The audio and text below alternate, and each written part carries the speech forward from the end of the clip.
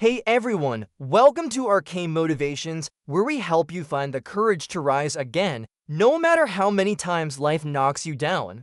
Today's story is for every student who's struggling, for every young person who feels like they're not enough, for every dreamer who's been told, you can't. It's the story of someone who faced rejection, poverty, heartbreak, and still went on to touch millions of lives across the world. J.K. Rowling, the author of the Harry Potter series. But before she became one of the most successful writers in history, she was just a struggling student, a dreamer, and someone who almost gave up.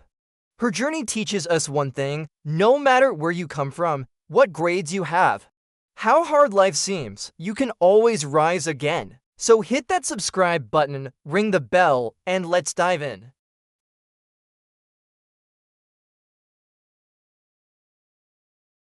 When I was young, I didn't come from a rich family. We weren't poor, but we weren't comfortable either. My parents worked hard, and like many parents, they wanted me to study something practical, something that would guarantee a stable future. But I loved stories, I loved words, I loved the magic of imagination. When I was a student at the University of Exeter, I studied French because my parents thought it would help me get a job. But deep down, I knew my heart belonged to writing. Still, life doesn't always follow your plans. After I graduated, I faced a lot of uncertainty. I worked as a researcher, a teacher, and even at Amnesty International. But I always felt like I was meant to write stories, stories that would inspire people, stories that would change lives. Then, one day, while sitting on a delayed train from Manchester to London, the idea came to me. The story of a young boy who didn't know he was a wizard, and until he received a letter inviting him to a magical school called Hogwarts. That boy's name was Harry Potter, but from that spark of imagination to becoming a published author, the road was anything but easy. My mother died before she ever saw my success. It was one of the hardest moments of my life. I was heartbroken, and that pain stayed with me for years. I moved to Portugal, thinking I could start fresh. I got married, had my daughter, and then my marriage fell apart. Suddenly, I was a single mother with no money, no job, and no support. I returned to the UK, and I was living on welfare. I couldn't afford much. There were days when I could barely feed myself. There were nights when I cried, thinking, what happened to my life? But even then, I kept writing. I would take my baby daughter for walks so she could fall asleep, then sit in a cafe and write while she napped beside me. I didn't write because I thought I'd be successful. I wrote because it was the only thing keeping me alive. Writing was my hope, my escape, my light in the dark. But when I finished Harry Potter and the Philosopher's Stone and sent it to publishers, I faced rejection, not once, not twice, but 12 times. 12 different publishers said no. They told me children wouldn't read a story that long. They said magic wasn't popular. They said my writing wasn't good enough. And every rejection felt like another door closing. I questioned myself. I doubted my worth. I thought maybe they're right. Maybe I'm not good enough, but something inside me refused to quit. One day, a small publishing house called Bloomsbury decided to give me a chance. The editor's daughter read the first chapter and loved it. That little girl's excitement changed everything, and in 1997, Harry Potter and the Philosopher's Stone was finally published. I still remember holding that first copy in my hands. It didn't make me rich, but it made me believe again, and then the magic happened.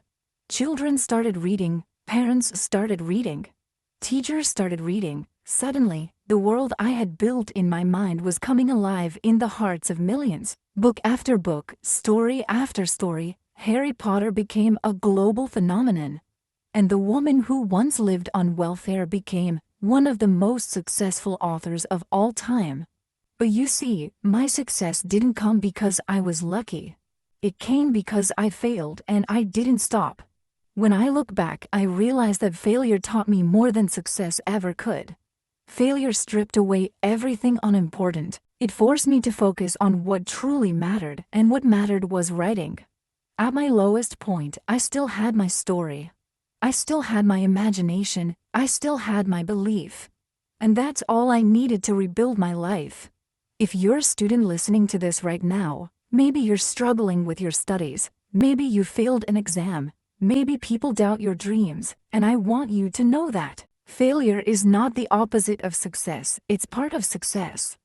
Every rejection, every bad grade, every disappointment is shaping you into who you're meant to become.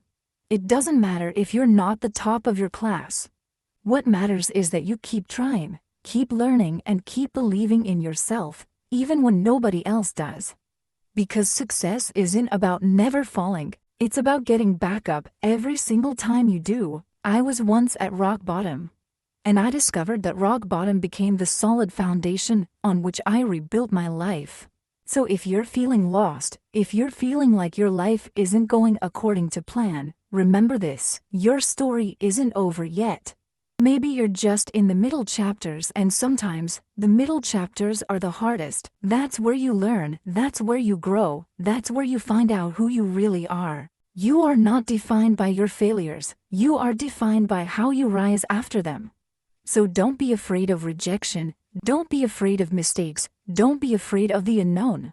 Be afraid of giving up too soon. Because you never know, your next chapter might just be your breakthrough. When I gave that speech at Harvard, I said something that I still believe deeply today. It is impossible to live without failing at something, unless you live so cautiously that you might as well not have lived at all, in which case, you fail by default. So don't live cautiously. Take risks, dream big, fail big, and learn from it all. Because one day your story, your struggles, your late nights, your exams, your heartbreaks will inspire someone else to keep going. And that, my friends, is real success. Students, let this story remind you, it doesn't matter where you start, it matters that you don't stop. J.K. Rowling went from being rejected and broke to becoming one of the most influential writers in the world, not because she never failed, but because she never gave up. So if life seems hard right now, remember, your rock bottom could be the beginning of your comeback story. You have the power to create, to dream, to rise again. Keep believing, keep working, keep going. And as J.K. Rowling showed us, even the darkest times can lead to the most magical stories. Make your story one worth telling.